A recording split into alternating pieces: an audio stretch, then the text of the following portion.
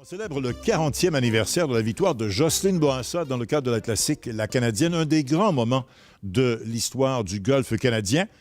Avec nous au 19e, la championne bien sûr, et celui qui lui servait de cadet au club de golf municipal de Montréal pour cette victoire, Mario Brisebois, qui est un de nos fidèles collaborateurs.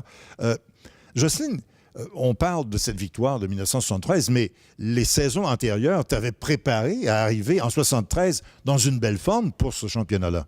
Bien, c'est-à-dire que en 72, ma première année sur le circuit de la LPGA, que j'avais été aidée financièrement par Jean-Louis Lévesque, et il me comparait à la prévoyante, un de ses chevaux, et la prévoyante avait été nommée recrue de l'année, cheval de l'année, alors j'avais beaucoup de choses à faire.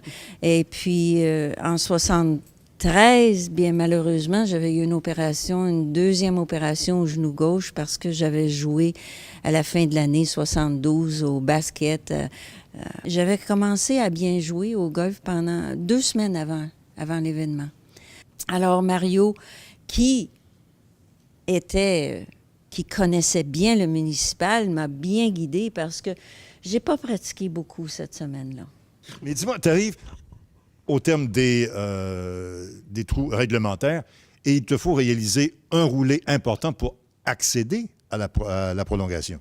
Oui, apparemment, c'était un roulé.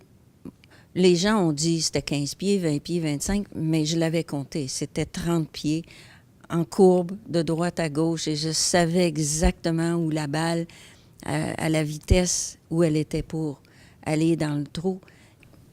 On s'est retrouvés à 3 filles en prolongation. Mario, est-ce qu'elle était... Pas n'importe qui, il faut le non, mentionner. Julie Rankin. Et Sandra Haney, qui était soit un ou deux. Bon, ça changeait à toutes les semaines à l'époque, mais c'était les deux meilleurs du circuit de la LPG. Et ça, c'est absolument remarquable. Et on a parlé de la victoire de Jacques Villeneuve, Gilles Villeneuve au Grand Prix de Montréal. Mais celle de Jocelyne, ça a la même valeur. Et ce qui est très, très important, les gens me posent la question, et avec le recul, bon, c'est sûr que c'est un grand exploit sportif, mais aussi au niveau sociologique, et je m'explique là-dessus.